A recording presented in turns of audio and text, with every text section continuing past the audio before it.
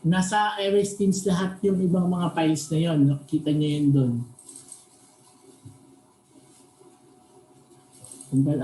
Pula na yung ano ko, 509 na lang. Ayan.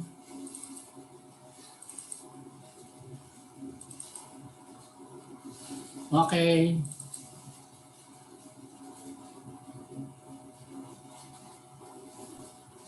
Hello class, Naririnig ba? Nakikita? Opo, sir. This is only 1 hour and 11 minutes. After this, during the video, ibigay ko na yung 5, 6, 7, 8 na problem set. No? And then after this, we will have now, mag-check ako ng attendance. No, mamaya. So, papasukin nyo na hindi siya na papasukin. And after the attendance, we have the question and answer. And balikan natin yung lectures. Okay, so play ko na. Good day. So welcome back to the second part of our topic, which is the parametric special distribution on a random variable. So last time we discussed the discrete distribution or special distribution on a random variable. So today we're going to continue and stay lang kayo dyan, panoorin yung mabuti, at makita natin kung anong difference ng dalawa. Okay? So have a good day. Okay, let's continue. So on parametric families of continuous distribution, so balikan natin yung discrete. So ano yung mga discrete natin? So we define it, your discrete uniform, for sure binomial, Bernoulli, hypergeometric, Poisson. Now we have the gamma distribution, and of course, the negative binomial. So today, I'm going to discuss the counterpart on the continuous form, or the continuous... Class of is geometric, hindi siya gamma. Yun sa random variable. Okay, so we have now the first is what we call your uniform or your rectangular distribution. So we define that a random variable x have that what we call your uniform distribution. Okay, we denote this as your x. Okay, your x is a uniform distribution, which is a curve, which is u. We denote it by u, no? U with the parameter theta sub 1 and theta sub 2. So we have theta sub 1 and theta sub 2. Okay, so dalawa yung parameter ng ating uniform or rectangular distribution. Or you can use it as your x is a u or a uniform or a rectangular distribution with the parameter AB. So pwede siya. Parameter AB, parameter XY, where the first part is representing the first parameter and the second is your second parameter. So it satisfies the density function to be given by f of x, which is equal to 1 over theta sub 2 minus theta sub 1 times the indicator function, which is between theta sub 1 and theta sub 2 of x, where the parameter theta sub 1 and theta sub 2 is between your negative infinity and positive infinity. Okay, so let's go back with a theorem. Okay, kayo mag-proof ng theorem na to, that the expectation of your uniform, you are given a uniform with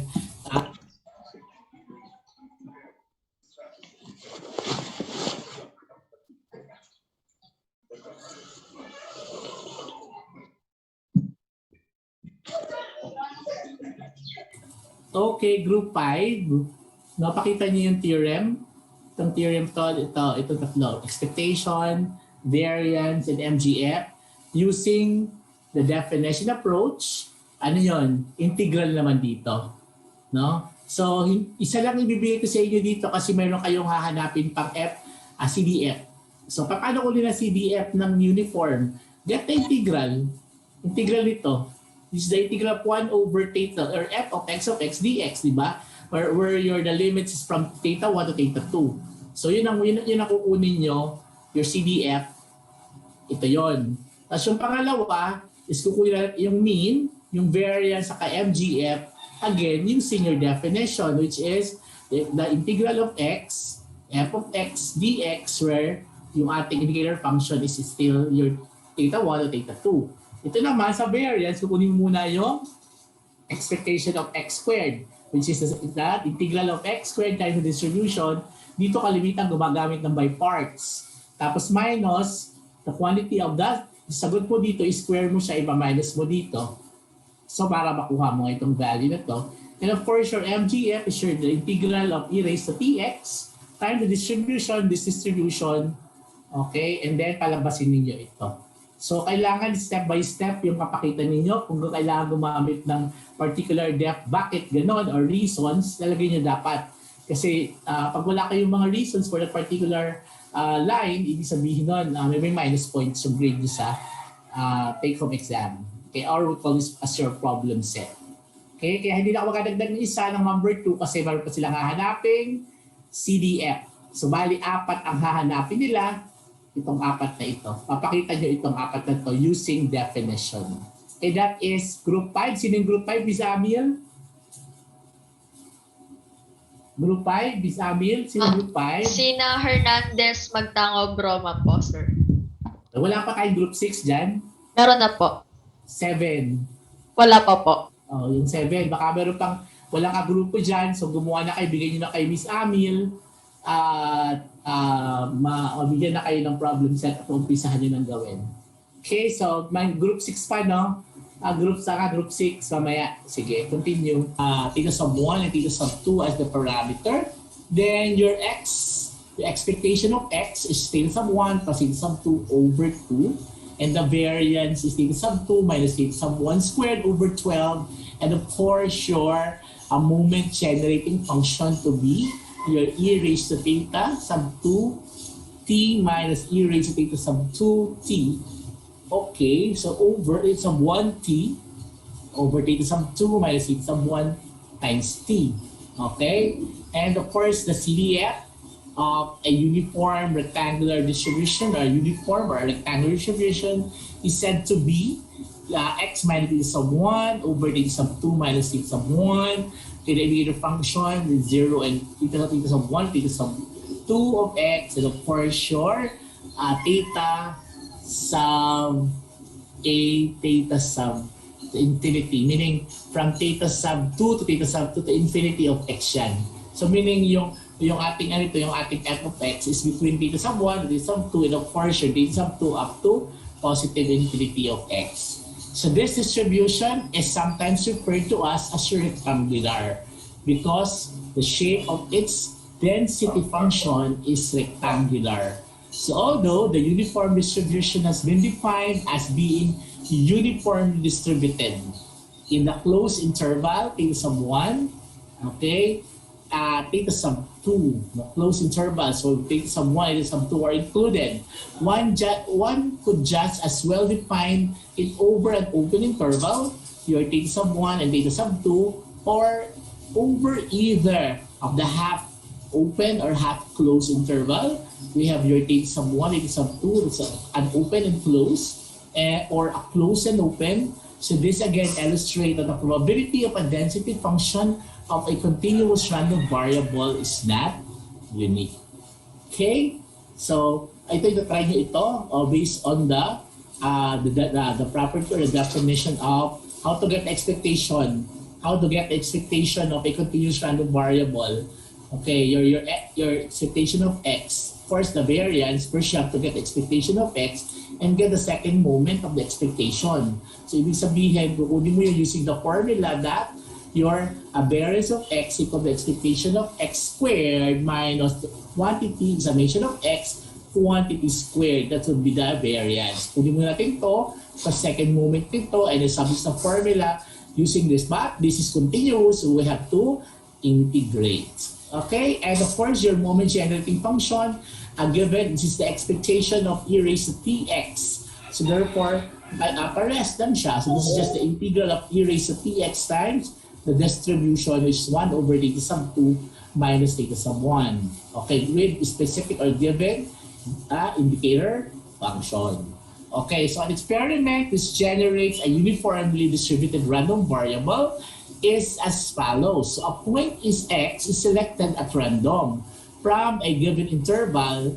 Okay, the close interval theta sub 1 to the sub 2 in such a way that the probability of x will belong to the sub-interval of theta sub 1 and theta sub 2 is proportion to the length of this sub-interval. So example, let's go with an example.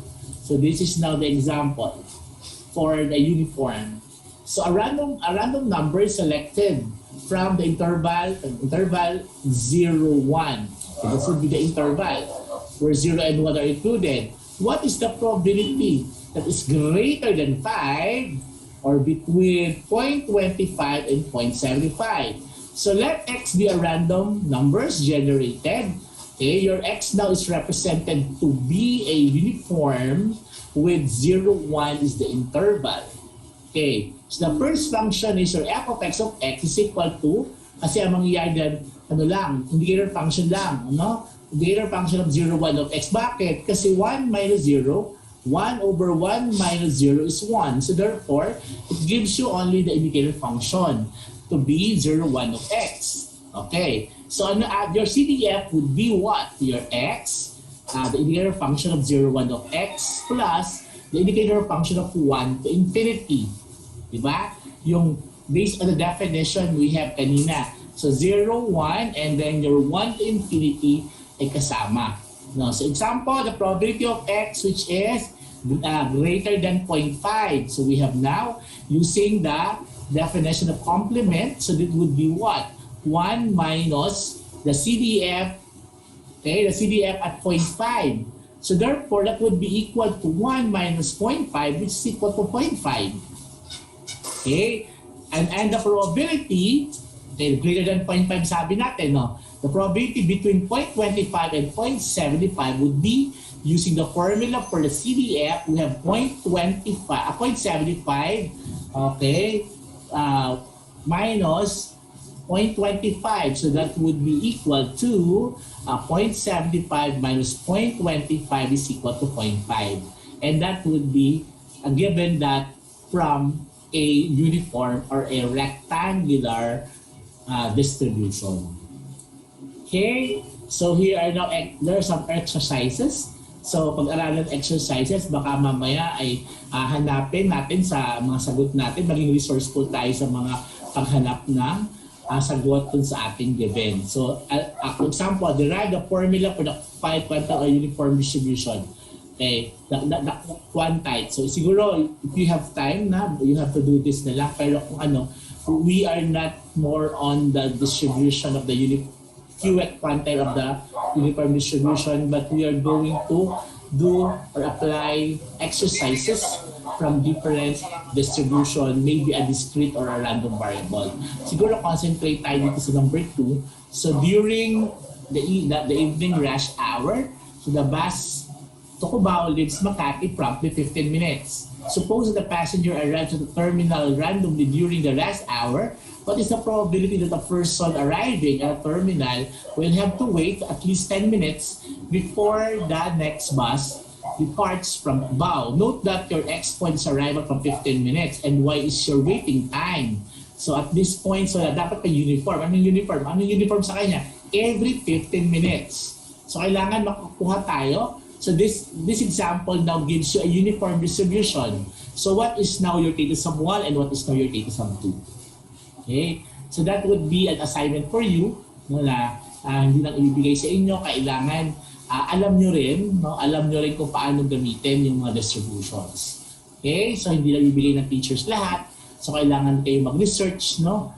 Since online naman kayo, you have your internet, you have your gadgets in doing that. And then if there are problems, if there are some questions, you can ask me on the next meeting what would be the possible. Okay, so maging resourceful din tayo, no? Maging resourceful. So at this time, let's go now with the second part. Di tayo concentrate, no? So you are given a normal distribution. So a normal distribution, okay, their definition is a random variable, okay, which is defined to follow a normal distribution denoted by x occur a normal distribution with mean mu and sigma squared as the variance. If its probability density function follows by your f of x is equal to sigma over 1 over sigma the square root of pi exponential of negative x minus mu quantity squared over 2 sigma squared, where your indicator would be an r, meaning that from negative infinity to positive infinity of x. So instead of writing from negative infinity, but you have to write r na lang dito, okay, representing for real number of x, since you are dealing with your negative infinity to positive infinity. So mamaya sasagutan natin yung theorem. This theorem, ito na pala yung proof ng theorem. So first we have to get the mean. What is the mean of the theorem? That would be expectation of x is equal to mu. You have to show that expectation of x is equal to mu based on the definition. Okay? And you have to show that your variance of x would be sigma squared. And of course, your MG or the MGF of the normal distribution would be the expectation of mu t plus 1. Last prelove ito, itong part na to using the MGF approach. So yung group number 6 na ba tayo? Solve naman nyo ito using your definition. Yung usual definition natin. Kasi marami naman kasing way na pagkuha ng mean sa kanang variance, di ba? Una, by definition, yan yung integral of x times the PD f of x, that is now your definition using your expectation. So we can also use the MGF in finding the mean, yung method 1, sinabi ko sa inyo. Paano yon? Kukunin mo yung first derivative, di ba? Yung MGF niya, then let the variable t is equal to 0, and then makukuha mo na yung value ng ating value ng expectation of x. Then to get the expectation of x squared, you have to get the second derivative, no? Parang second moment yung expectation of x squared dyan, minus mo ngayon yung square ng iyong mean. So, kagaya ng gagawin ko dito, mamaya sa inyo, pakikita ko sa inyo dito kung paano ito ginamitan ng MGF approach. So, ang gagawin, the problem set ng isang group ay using your definition. Okay? So, tuloy ko muna. 1/2 sigma squared t squared.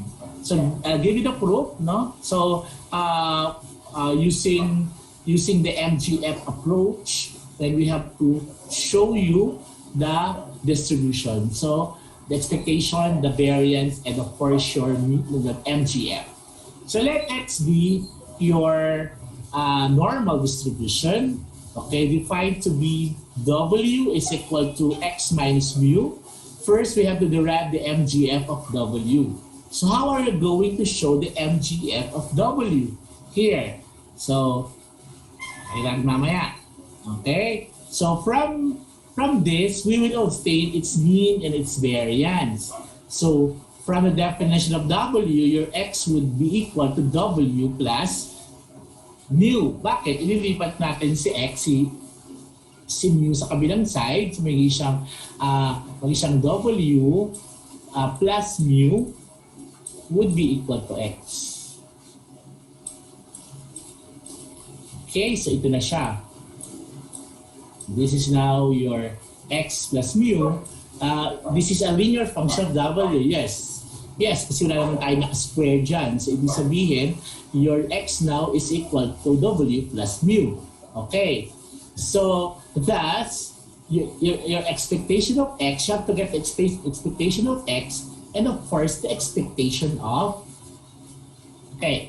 both sides of the equation. So get the expectation of x. We have now the expectation of x is equal to what? The expectation of the right-hand side. The expectation of W plus mu. Right? Kunin natin siya.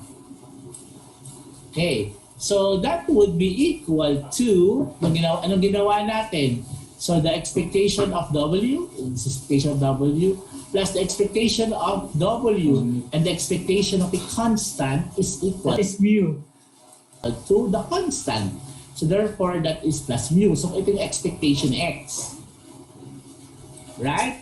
So what is the variance of x? Of course, the variance of x, if we get the variance of this, the variance, delete natin.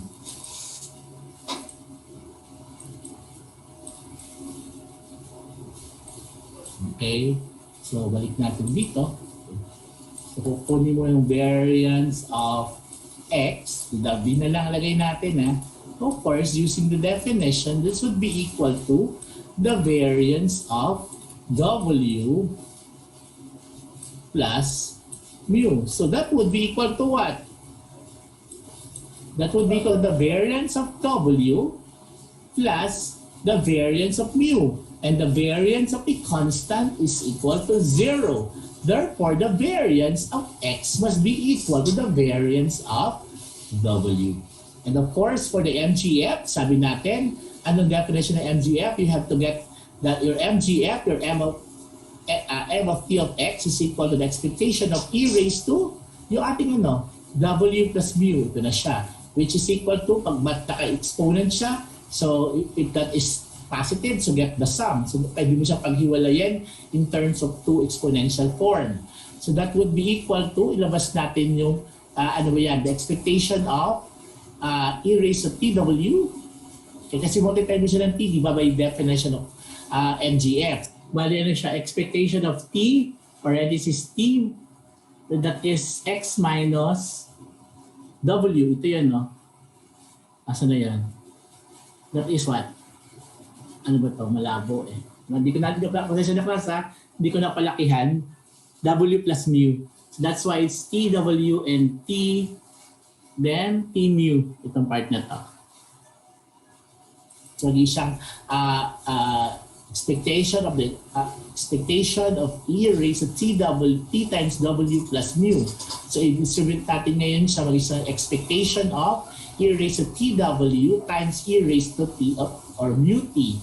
Okay. So ilabas natin si mu T since it's constant. So I get the expectation of TW. And the expectation of TW is just the MGF of E at W. Tama? So therefore, this would be your MGF of T of X. Ito. So ito siya. So ang mu natin would be expectation of W plus mu. Ang variance natin is just the variance of W.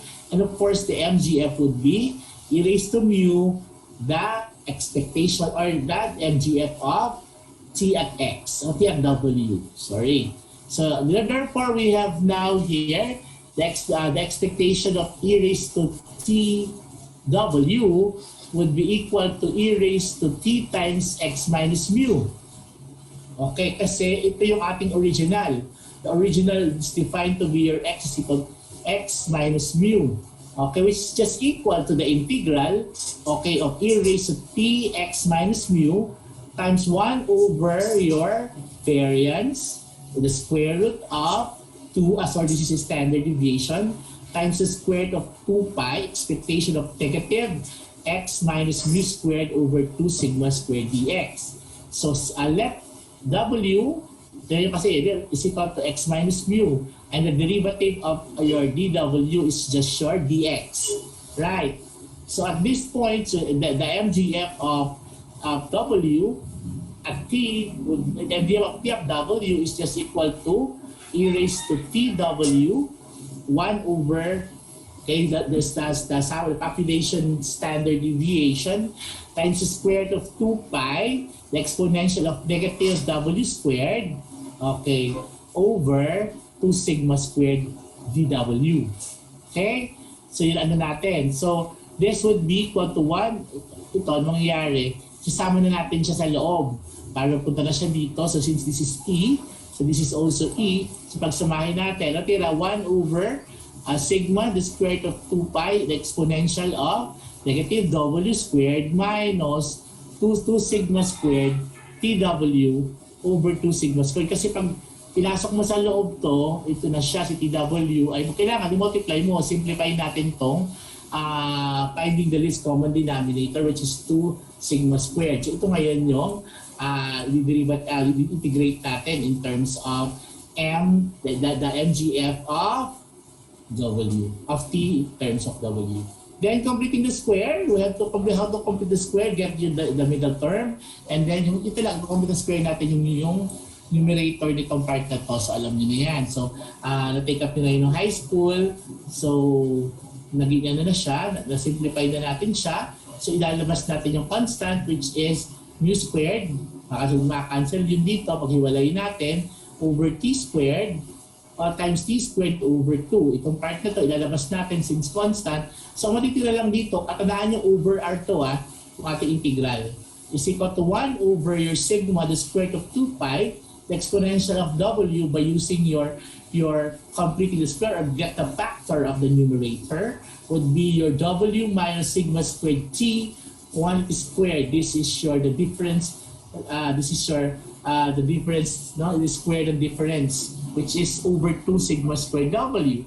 But the expression inside the integral is the PDF of a normal random variable with mean sigma squared t. Then the variance is sigma based on the complete natin kanina. Hence, the integral is equal to 1. Okay, equal to 1. The integral nitong part na to. Kumbaga ito yung usual na integrals. This is 1. So ano tira ngayon? Your MGF of WT is just equal to this. The exponential of sigma squared t squared over W. Okay, and for the expectation of W, get using the other terms in finding the mean is just getting the derivative of that distribution over at t is equal to 0, dt at t is equal to 0 is equal to the MGF yan So MGF natin, kasi ginamit natin yung pinag-aralan natin last time. So paano kumuha ng mean sa variance at MGF? Diba kinukuha natin yung first derivative. Kinuha mo yung first derivative nun at a certain variable, then that particular variable must be equated to 0 or must be equal to 0. Then substitute natin dun sa formula ng ating MGF, the exponential of sigma squared t squared over 2. Okay, your sigma squared t at t is equal to 0, that must be equal to 0. Therefore, the mean is 0. Okay, at this point, no?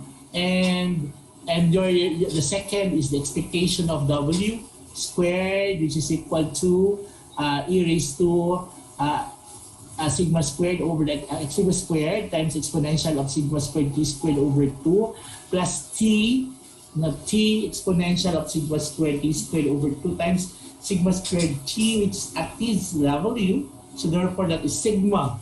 Therefore, the variance would be equal to the expectation of x quantity squared, so which is your sigma, the sigma squared minus 0 squared, which is equal to sigma squared. Therefore, the expectation from that, balikan natin yung kanina kinuha natin, the expectation of w is 0. So the expectation of x must be 0 plus mu is mu. And the variance of x would be the variance of w, which is your sigma. Okay. And the MGF is equal to the expectation of e raised to mu times this, substitute natin. So ito na yung magiging value ng MGF ng normal distribution. Okay, so ginamit natin using the MGF, no? So approach, we can find the expectation of x, which is mu, the expectation of the variance of x, or sigma square, and the MGF using your MGF would be the exponent of mu t plus, or exponential of mu t plus sigma squared t squared over 2 using the MGF approach. So ngayon, ang gagawin ninyo using the definition for the problem set ng group 6. Group 6 ba to? Tama ba tayo? Group 6 na to. And of course, may isa pa yung kasama, yung ding standard normal naman. Papalabasin yung expectation of x, so standard normal is 0, the variance is 1, no? And the MGF of a normal distribution. Sige, susunod yun. Ano yun? Talugtong nito. Tandaan nyo pag normal distribution, ang kanyang mean is mu, ang kanyang variance is sigma squared. There is a special type of what we call your normal distribution, which is yung z natin na ginagawa ng standardized tayo. We call this as your standard normal. Standard normal ang tawag doon. So Ito yon, i-discuss natin mamaya. So what do you mean about standard normal? So tandaan na, sa first at unit 4, we have the continuous. The parametric continuous, our first distribution would be a uniform or a rectangular distribution. So our second one is what we call the normal distribution with mean mu and the variance sigma squared. And of course, the MGF would be the exponential of mu t plus sigma squared t squared over 2. And for a special type, we have now the standard normal. Is normal din siya pero ang kanyang mean special. So we have the mean is 0 and the standard deviation is your 1. One standard deviation pag simple ang univariate. Pero pag multivariate na tayo, magiging value natin dito is I. Kung 1, it's going to be I. Okay, an identity matrix. And of course, a zero matrix for what we call your mean for the standard normal. Kapag naman multivariate ng standard normal, which is not as the normal distribution, which is not a standard normal, ang mean niya is always your mu vector. Mu vector ang tawag doon. And of course, their variances, we have the variance is sigma, capital sigma, para siyang capital sigma para siyang ano. So kapag multivariate tayo, we have now x, no? Meron na siyang underscore kasi ibig sabihin nun, vectors na siya. Is what? Is normal with mean, mu. Okay, meron, guhit din siya. Kasi bakit? Kasi, vector siya eh. That would be the mu. And of course, we have now your sigma for your variance. Kasi yung sigma is a matrix. A matrix consisting of the diagonals, which are the variances, and of course, their covariances are entries in of the diagonal. Okay, so alam ko naman na nag-aralan sa linear algebra yan. So when tayo we have the lower and triangular matrices, so that can be a lower triangular matrices based on the structure of your sigma or what we call your variance. Okay, so the properties of a normal curve. Kailangan alam natin yan pag normal curve. So this is a bell-shaped curve. Nakita niyo na naman yun. Yung kakita kayo ng ito yung natin. So this is now your bell-shape. So kailangan symmetric, both, dapat ito yung guhit. Symmetric both, i-erase natin. I-erase natin itong part na to. Okay. So dapat kailangan symmetric. Dapat nandito yung guhit. And of course, the mean, median, and mode are equal. This is to be your normal distribution. And the normal distribution can be found based on the data given, ginagamit natin using different methods. The first method is what we call the graphical method. So, pwede mo siyang i-graph using software. Kapag pakita mo yung QQ plot niya at lahat ng mga points, for example, this is now your x. Meron tayong ganyan, ang mga points niya is within the line using the QQ plot. So, ibig sabihin, the points or the distribution is said to be approximately normal or a normal distribution based on your sense of seeing, no? Para makita mo ngayon sa sense of sight, no? So, ngayon makita mo, pwede rin siyang what we call that, histogram. Pwede mo rin siya ipakita through histogram. Tapos kapag ginawa mo siya ng normal curve, kailangan karamihan ng laman ng lahat ng histogram ay nasa loob ng normal curve, konti lang nasa labas. Pwede mo siya sabihin, approximately normal. Or you can find the mean, median, and mode. If the mean, median, and mode are equal, they can say that it's normal. But kung hindi sila, magkakalapit lang sila pero hindi sila equal, we can say that it is approximately normal. Okay, that's what. You can also use the kurtosis and the skewness. Meron siyang formula kung finding kung normal o hindi normal yung given. And of course, the mathematical testing for normality is what we call the apat yun, no? Testing the hypothesis if the p-value is greater than alpha, which your alpha to be your alpha would be your level of significance at mataas dapat sa level of significance. So makuha yung p-value that is normal using the three mathematical methods, which is the Kolmogorov-Smirnov test. We have the Lilliefors test, the Darling-Anderson or the Anderson-Darling test, and of course the Shapiro-Wilk. And the most powerful method for finding if the particular distribution is said to be normal is the Shapiro-Wilk. No, kaya siya malimit na ginagamit. Pero if you are using SPSS, isa lang makikita mo doon, si Kolmogorov lang. Pwede rin naman siya. At kapag may mga ties, you cannot use Shapiro-Wilk, you have to use what we call the Anderson-Darling or Darling-Anderson test. Okay? Yan yung normality. Sabi dito, sa bell-shaped is symmetric, both the mean, median, and mode. So ginamit for testing for normal dito is using the mean, median, mode since you are not in inference pa. Pero pagdating sa inference, lahat yun maiintindihan ninyo. That is for applied inference. But yung tuturo sa inyo next sem is theoretical inference. Kung maabutan yung applied, swerte. Pero ako, nung last time na nagturo ako dun sa aking third year ngayon, meron silang applied. So, natutunan nila kung paano mag-define ng mga particular tests, ng mga testing ng hypothesis. Okay? So, that means of distribution approaches to horizontal, asymptotically, both sides. Kahit anong gawin mo dyan, hindi lalapat dun sa x-axis, but dire-diretso lang yan of that both sides.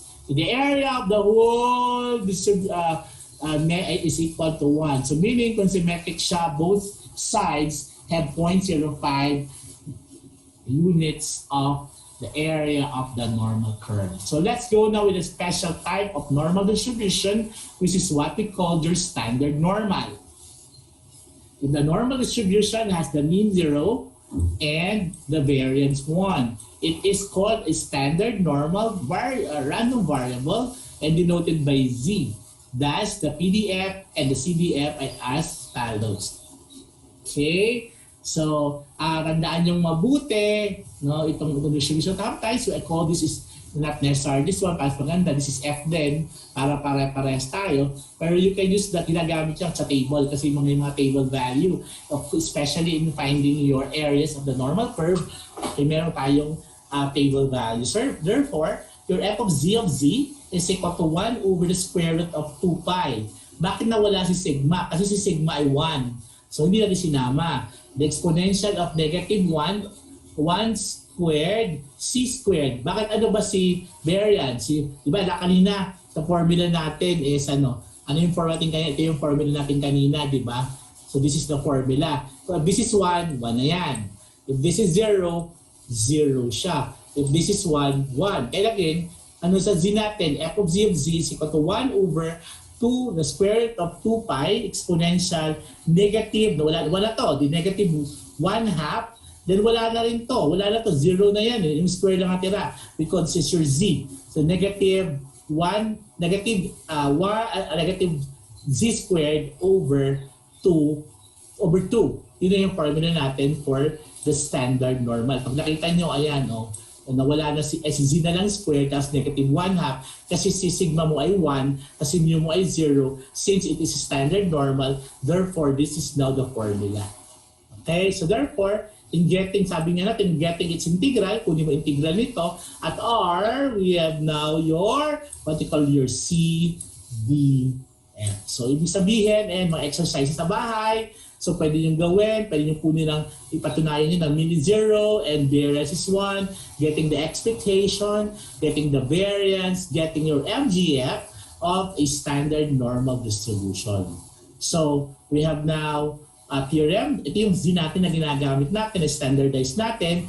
Pag kinuha mo si Z, so magiging siyang ganito, therefore makukuha natin yung distribution ng standard normal. So this theorem that if your x now is normal with mu as your mean and sigma squared as your variance, then z is equal to x minus mu over sigma will follow a normal distribution, sabi natin. So you can prove this, okay, the proof was given in chapter 4 using the MGF technique. So ibig sabihin, bakit may MGF technique, bakit may CDF technique, bakit may transformation method, no? Yan yung next topic natin, no, which is included in your last exam. So, Kailangan alam nyo yan. So therefore, your first exam, second exam will start at discrete random variable. Then you start with continuous random variable distribution. And of course, the part wherein you're going to use transformation technique.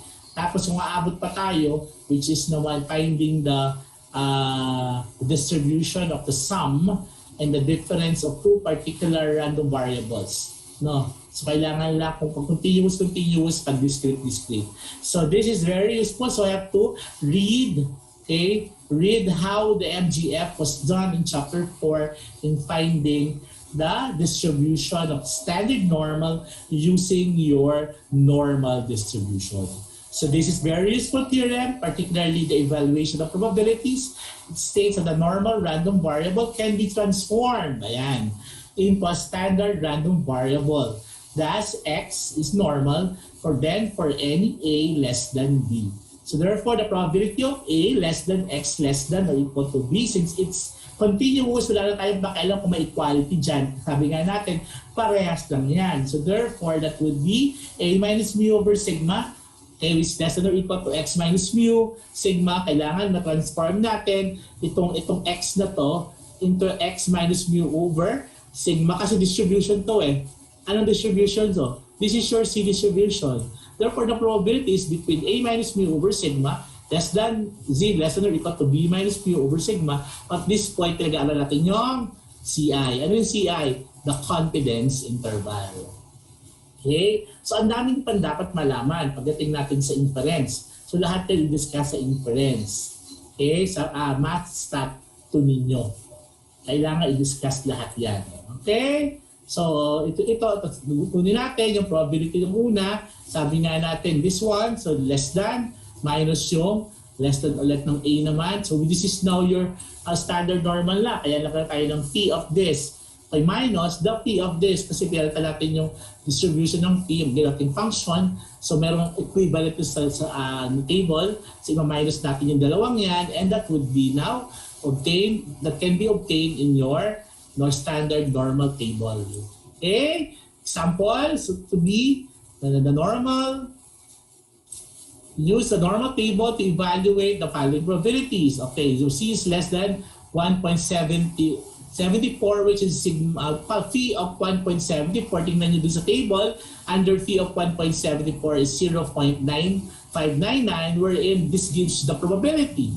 Okay, ito yung areas under the normal curve. Pero ito hindi na half, buo na ito. So, ibig sabihin, one yung ano nito, yung area nito, lahat na. Ibig sabihin, 0.9591. So less than, greater than 1.32 is 1 minus pati yung less than, kasi kung natin yung complement, so it would be equal to less than 1 point, less than or equal, kasi greater than ito. So kung kukunin mo yung complement niyan, C must be less than or equal to 1.32. So you can find it in the table. The table, this is now 0.906, which is just, naglalaro ang aking eraser, ang aking pen. Ayan siya. So, ayan na siya ngayon. So, this is 0.09066, which is 0.934. That would be your greater than 1.32 and between negative 0.65 and 1.32 is equal to 1.32. Sabi na, tinahin natin to. Okay. Okay, minus this part naman. So which is this. So therefore, i-minus natin. Therefore, 0.6488. And that would be now your probability based on the formula came from the table, your phi table, which is saying that that would be your standard normal table. Iba yung C table, iba yung standard normal table. So kailangan i-try nyo ngayon. I think naman na nag-start kayo nung high school nyo, pinaliwanag sa inyo ng teacher nyo yung Z distribution or transformation. Ang tanong, sir, paano kung hindi normal? Yung nakuha kong data, gusto ko parametric, ang gamitin ko, ayoko ng non-parametric, therefore ang gagamitin ko, ita-transform ko ngayon lahat ng data ko. Paano ko ita-transform? Maraming kinds of transformation, ita-transform siya into Z, which is your standard normal. Ita-transform natin lahat ng data mo into standard normal para maging maging normal yung distribution at paggamit ko ay parametric kasi kailangan ko gamitin si chi-square, kailangan ko gamitin si t-test at saka si z-test para makakuha ako ng result. Ayoko kay non-par kasi non-par maarte. So, kailangan ko ng parametrics. Kailangan mo i-transform yung data mo. Pero kapag given ka ng Likert scale, naka-ordinal data na yan, hindi mo naman transform yung mga data mo kasi naka 1, 2, 3, 4, 5 yan. Hindi naman siya naka-scale or kaya naka-ratio or naka-ratio o kaya interval yung data mo kung hindi naka-ordinal na lang siya. Kaya wala kang magagawa kung hindi gamitin mo ang non-parametric. And that papaliwanag sa inyo yan pagdating ng inference. Okay, so therefore next is given a normal distribution is mu is equal to 40 and sigma squared is equal to 25. Find the probability that x will be, assume the value less than 45.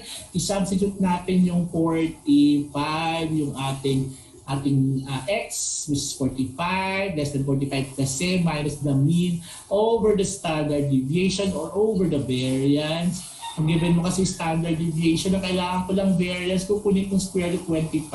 Para given may variance, kailangan ko standard deviation, kukunin ko sa square root 25, which is 5 para makuha ko si P of 1, where P of 1 now in the table of Z is 0.8413. So gagawin ko ngayon, pagkatapos nitong lecture na to, hahanapin ko sa Z table pagdating sa ibang mga libro or pagdating sa internet. So ngayon, between 35 and 34, ganun din si 45 minus 40.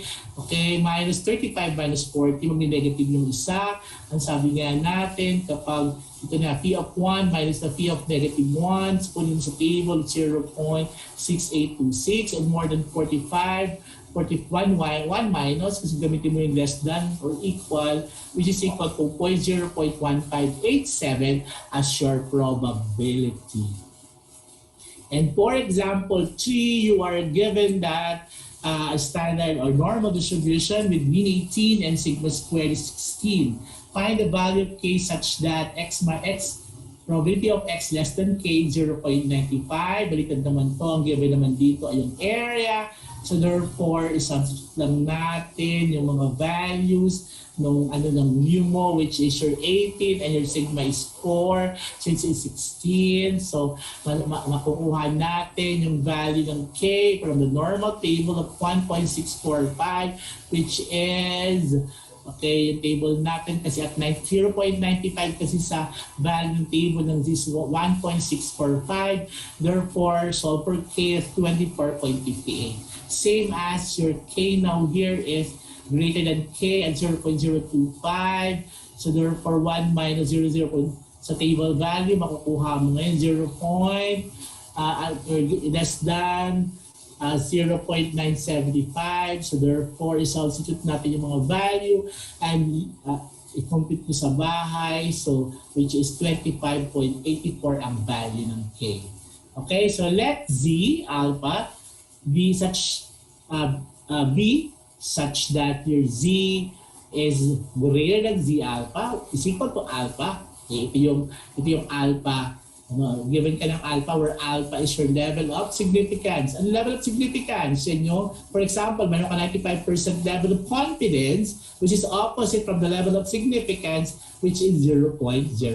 And 0.05 is your alpha. And the level of confidence is 1 minus alpha is what we call your beta, and your beta is your level of confidence, which is 95%. So it depends. Sinasabihin sa inyo kung anong gagamitin ninyo. But sometimes kung kayo ay kukuha ng mga client or kukuha kayo ng client regarding sa statistical methods, pag sinabi ng client, gusto ko 90%. So ibig sabihin, sila yung matutunod, hindi kayo masusunod pagdating sa alpha. Kung 90% yan, ibig sabihin ang level of confidence is 95 or 90% or your beta is 90%. Therefore, your alpha must be 1 minus beta, which is, or your beta is 1 minus alpha. Therefore, your alpha would be what? Would be 10% or 0.1 to be exact. Okay, so from that, since the standard normal density is symmetric to both 0, then it's equal. They are equal. Symmetric daw sila. Is equal to alpha. But P, the probability of negative alpha is equal to 1 minus a force of greater than on alpha. Therefore, the probability of z greater than z alpha is 1 minus alpha. So negative z alpha is equal to negative 1 minus alpha. Therefore, if your alpha is greater than negative 1.96, that would be equal to less than 1.96. So that is 0.975.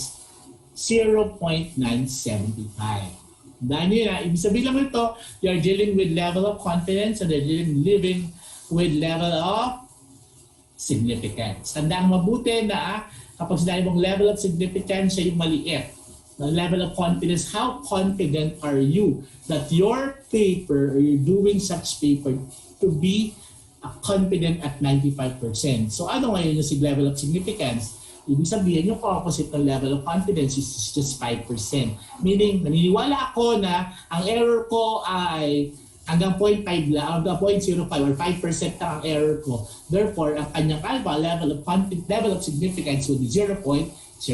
Ang alpha can be the usual alpha kapag ginagamit sa mga industry, sa SQC or sa any industry, which is 0.1 or 0.1, which is 10% at 90% level of confidence. Kapag mga research or mga education, gamitin mo, which is a default, 0.05, which is 5%. At kapag sa medical mga test or any medical testing for significance, that would be 0.01.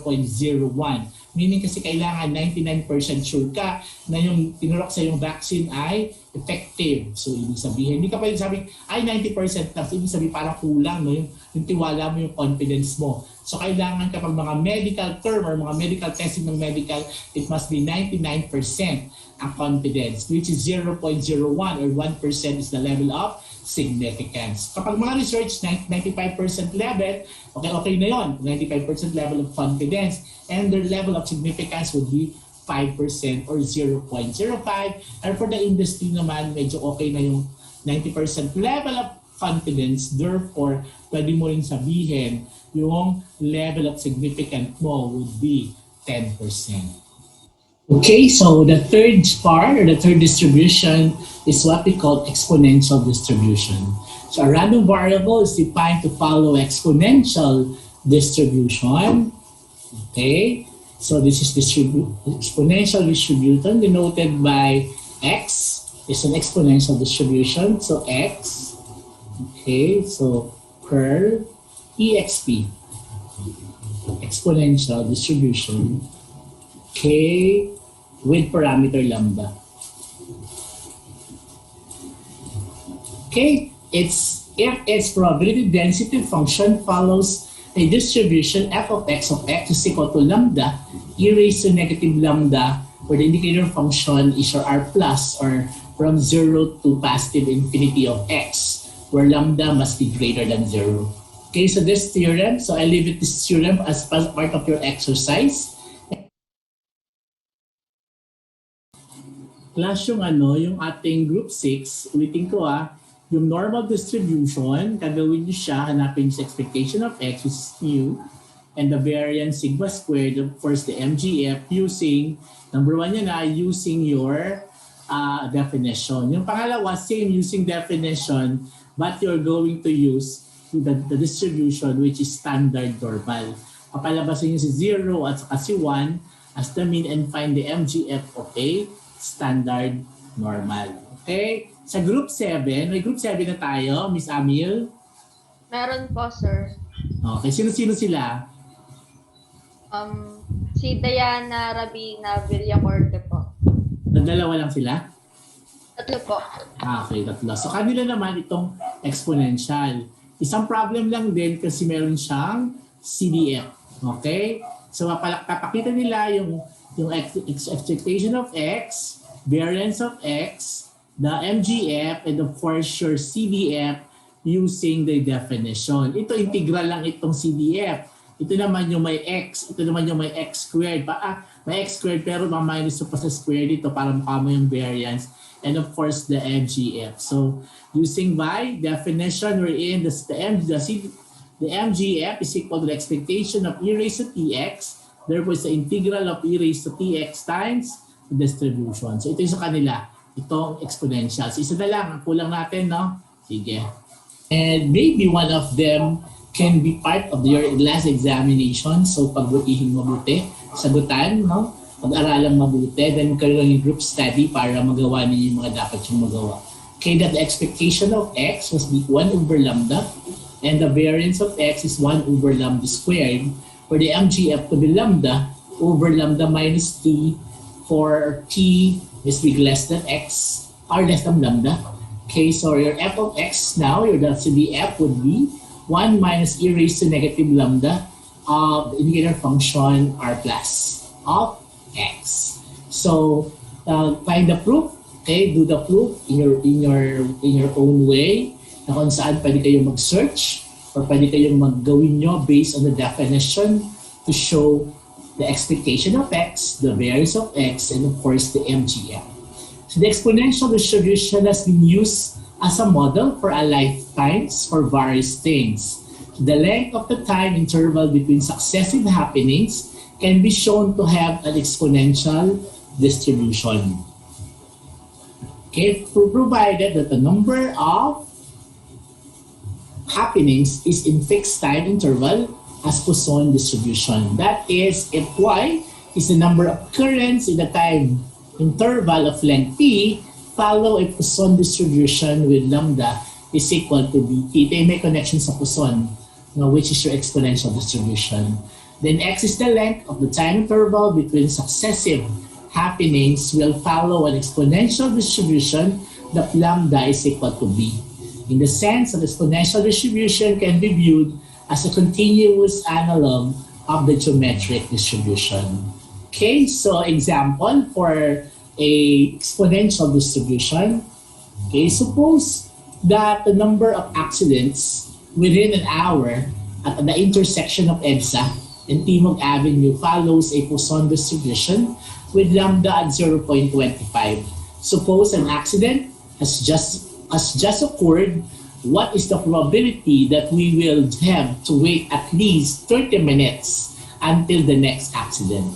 So at this point, let x be the number of accidents in an hour, and you are given x is a Poisson distribution with lambda at 0.05.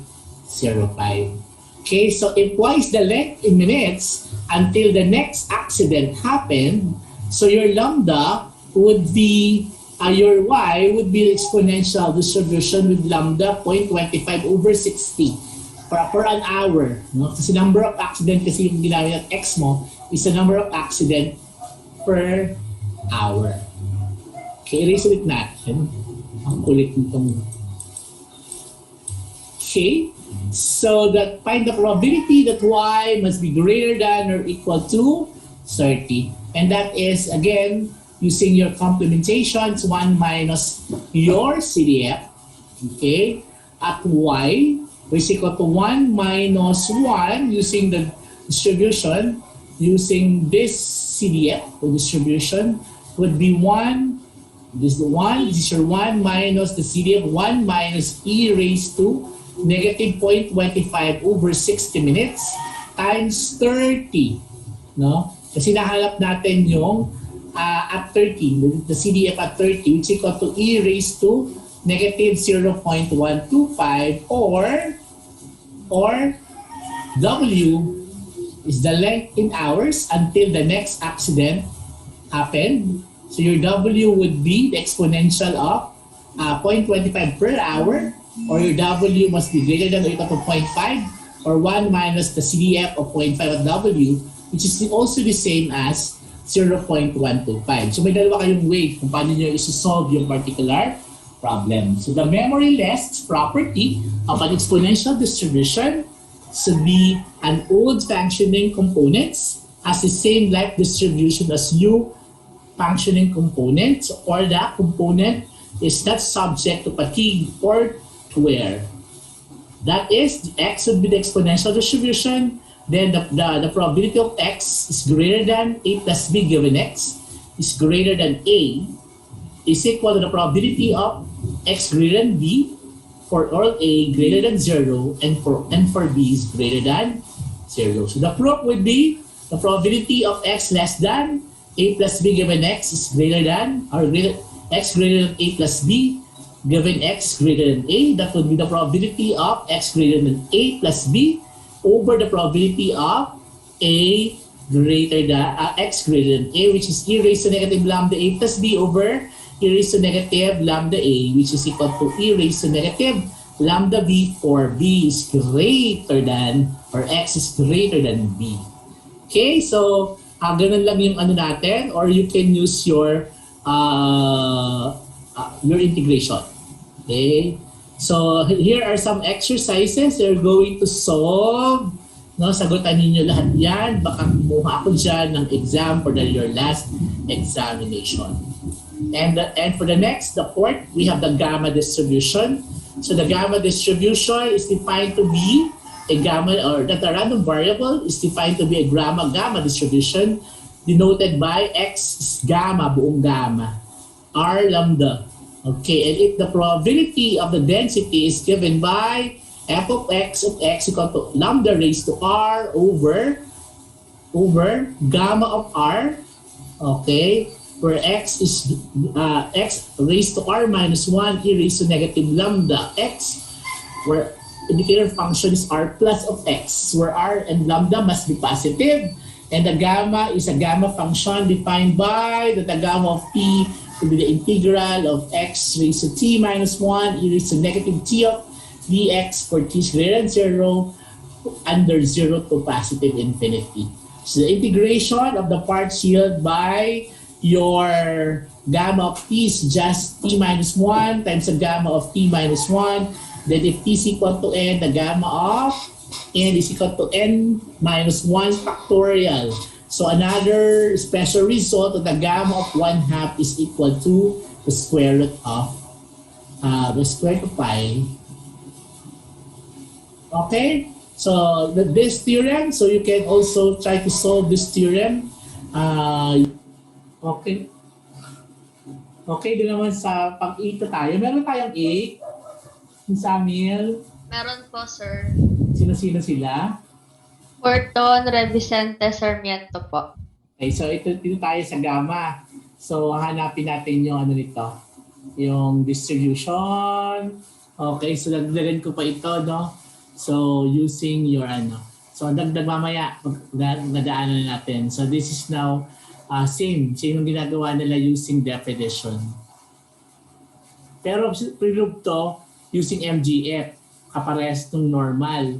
Makikita yung proof. So, ngayon, prove nyo to by definition. Sige. Using, ito na pala yung proof natin for the MGF lang. For the MGF would be what?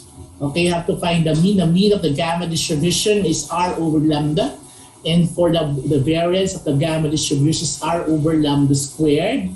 The MGF would be lambda minus 1 raised to r power. Where kung nakita mo sa exponential, makita mo nagkaroon lang ka ng r. So there is a relationship between, sabi nga natin kanina, gamma and exponential distribution. Their expectation in the rth part and their variance also r over and the rth part of your MGF, the raised to the r power. Okay, so here is now the proof. So you are given the proof that the MGF, by definition, is expectation e raised to tx.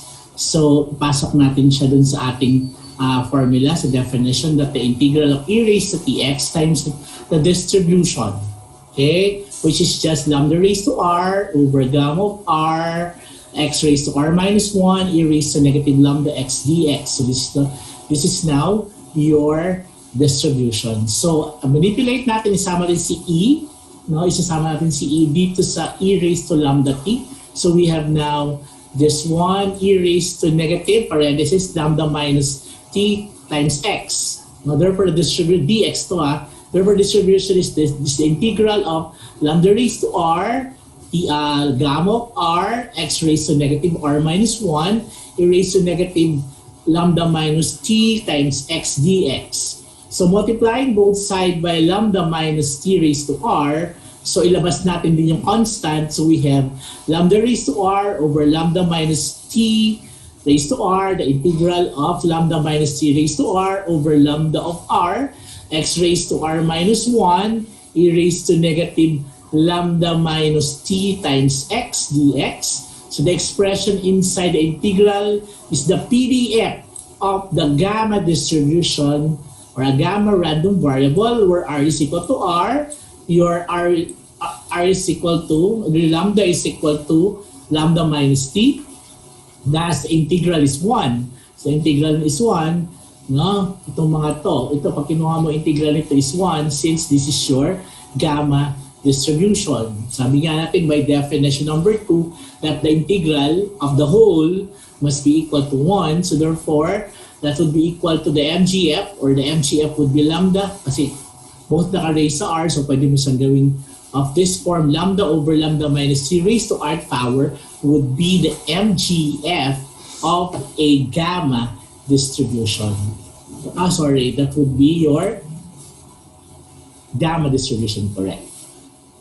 Okay, so then getting the definition using using MGF, we have to find the mean is getting the first derivative with respect to t. Then we substitute at t is equal to 0. Then we have now lambda r over lambda. And get the second derivative, okay, with respect to t. No? So therefore, we have to solve for this. And we have now this one, r times r plus 1 over lambda squared. Then substitute natin getting the variance using the formula of the variance of the expectation of x quantities, expectation of x squared minus the quantity of x, expectation of x quantity squared, okay, from the formula. Then we have now r over lambda squared. So that would be the proof of your given mean expectation of x, the variance of x, and of course the MGF of a gamma distribution. So there is a theorem, if r is an integer, then you have to find the CDF. So the CDF would be 1 minus the summation of e raised to negative lambda x, okay, lambda x raised to j power over j factorial for when x is greater than 0 and 0 elsewhere. So you can obtain the proof using, of course, your masters na ginagamit sa integration, which is by parts. Okay, so the experiment that generates gamma random variable is the same as which generates exponential random variable. Sabi nga natin kanina, there are some similarities or there are some connections between your gamma distribution and your exponential distribution.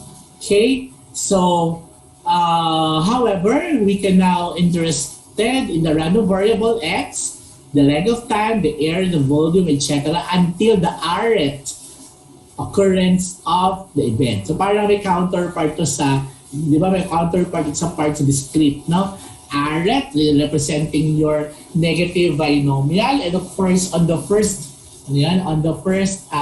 success, okay? Ano yun? Which is your geometric distribution. So example, the number of bacteria colonies of a certain type in a sample of populated water has a Poisson distribution with mean of 2 per cubic centimeter. What is the probability that will be at least 2 bacteria colonies in a 4 cubic centimeter sample polluted water? B, what is the probability that one must collect sample of at least 4.5 cubic centimeter until the first bacteria colony is served? Okay, and of course, until the third bacteria colony is served. So for letter A, sabi, what is the probability that there will be at least 2 bacteria colonies in 4 cubic centimeter sample of polluted water? So we define your X would be the number of bacteria colonies in 1 cc sample of polluted water. So therefore, the X now, the Poisson, if you are using Poisson, alpha would be equal to 2 per cubic centimeter. So for letter A, Y is the number of bacteria colonies in 4 cc of water. Your Poisson would be lambda is equal to 8 per cubic centimeter sample. Therefore, the probability of Y must be greater than or equal to 2, which is just getting the complements. 1 minus the probability of Y less than 2, which is equal 1 minus e raised to negative 8 times 1 plus 8, which is 0.9970. Okay, ito yung pinaka-final answer natin for letter A, which says that the probability that there will be at least 2 bacteria colonies in 4 cc centimeter of the polluted water. For letter B, what is the volume in CC of a sample collected until the first bacteria is observed. So we have exponential. Di ba? Pag kanina sa first bacteria, exponential yung ginamit natin, which is the counterpart of the geometric distribution, which is your W is an exponential distribution with lambda is equal to 2. So therefore, from the given, you are saying that the probability of W must be greater than or equal to 4.5. Again, or getting the complement 1 minus your f of W, which is 4.5, which is equal to 1 minus e raised to negative 2 times 4.5 e raised to negative 9. Complete na lang using your calculator for the fourth decimal places. So, reminder that for your final answer, that must be rounded off to 4 decimal places. Kaya ang counterpart sa counterpart ng exponential for the discrete is what we call your geometric distribution. While the counterpart of your negative binomial would be your gamma distribution. Since this is now the term letter C, the volume in CC of sample collected water until the third bacteria colony is observed. So until the third, diba ganun din naman tayo sa negative binomial. So B now is gamma, given your R is 3 kasi until the third bacteria. And of course, hinahanap natin yung lambda which is equal to 2 based on the given. So to find it, the probability of B, which is greater than 4.5, using the formula 1 minus yung ginamit nating formula, yung pinakita ko, pinaprove ko sa inyo ng formula for x is greater than 0. So substitute natin siya. So we have now e raised to negative 9, 1 plus 9 plus 9 squared over 2 is 0.00062, and that is now the probability. Okay, so the gamma distribution is statically skewed. A distribution which usually results when the random variable takes on only positive or non-negative values or positive values. When R is equal to 1, the gamma is specialized for exponential. And when R is equal to 1/2 and lambda is equal to 1/2, the gamma distribution represents a chi-square distribution with k degrees of freedom. Don't worry, i-prove yan sa MathStat 2 under inference. And Mendel defines that a gamma distribution, a gamma can be R is equal to lambda, and lambda can be equal 1 over B. So we have now the scaled gamma, and of course we have your scaled gamma tayo and the regular gamma. So this Mendel density function of gamma refers to as that scaled gamma. No? So yung aking pen ay talagang kung saan na siya umiikot. Okay. Next, exercises. You can do the exercises. No? Okay, yung additional para sa group 8 is number 2 in CPU time. Okay, so additional yon. So balik tapos tayo ha. So meron ng problem set since group 1 to group 8. So ako lang na natin group 9, 10, and 11 for next week para sa mga lessons pa na gagawin natin. Okay, let's continue. So a merchant has found that the number of items of brand X can be sold in a day sa Poisson distribution, which means lambda is equal to 4. What is the probability? It will take at least 1 a week to sell a dozen of brands. So tingnan niyo mabuti kung ano sa papasok niya, kung sa Poisson ba, sa exponential, or sa gamma. Suppose that a CPU type for execution for a particular software package has a gamma distribution. Sinabi na dito, with mean of 5, so therefore lambda is 5 seconds, and standard deviation is 2.5 seconds. Find the probability it will take more than 20 minutes of the execution of this software. So you can do that. So, anuhin natin, pag-aaralan din natin yung mga seconds, minutes, an hour. So, di ba gumagamit tayo niyan, especially sa exponential distribution, over natin din sa particular value ng lambda. Okay, so I think this is the last, no, which is the beta distribution under the specialized, the special continuous distribution for random variable. So a random variable is defined to follow a beta distribution denoted by x curl beta, AB, where AB are the parameters if its probability density function is given by 1 over the beta of AB, x raised to lambda minus 1, not lambda, alpha minus 1, 1 minus x, b minus 1, okay, or beta minus 1, it depends. Our indicator function should be positive or r plus of x, whose a and b are positive, and the beta of a and is a beta function is defined to be the beta function of a b is equal to the integral of x raised to alpha minus 1, 1 minus x raised to b minus 1 dx with at 0 at 1, ang equality niya, equal yung beta of ab na yan sa gamma of a, gamma of b over the gamma of a plus b. Tandaan nyo, kasi pwede ipalitan yung beta of AB of this form of gamma as a gamma of A times gamma of B over the gamma of A plus B. Okay, so therefore, here is now the proof of, you have to find the expectation of the kth, and of course your variance. So the variance, I think, this beta does not exist, a MGF. Sabi nga natin, dito, kapag MGF, hindi lahat ng distribution may MGF, but lahat ng distribution may characteristic function. Tandaan nyo ha, and characteristic function will be taken siguro later or part ng pagdating natin sa transformation technique.